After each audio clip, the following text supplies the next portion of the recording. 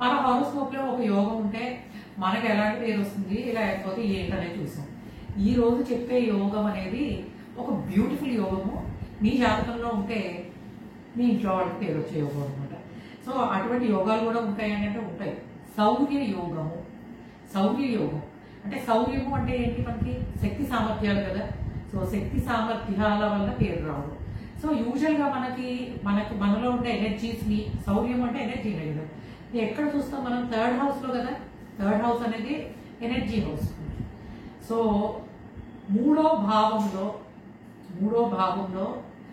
శుభగ్రహాలు ఉన్నా, మూడో భావాన్ని శుభగ్రహాలు చూసినా, ఎస్పెషల్లీ ఇది ఇంపార్టెంట్, ఈ పాయింట్ ఇంపార్టెంట్. శుభగ్రహాలు చూసినా యోగం వస్తుంది, వస్తుంది. కానీ మూడో భావానికి అధిపతి ఎక్కడ కంబస్ట్ అవ్వకుండా ఉచ్చపట్టి గాని స్వక్షేత్రంలో గాని ఉన్నట్టయితే అది కూడా మంచి శుభ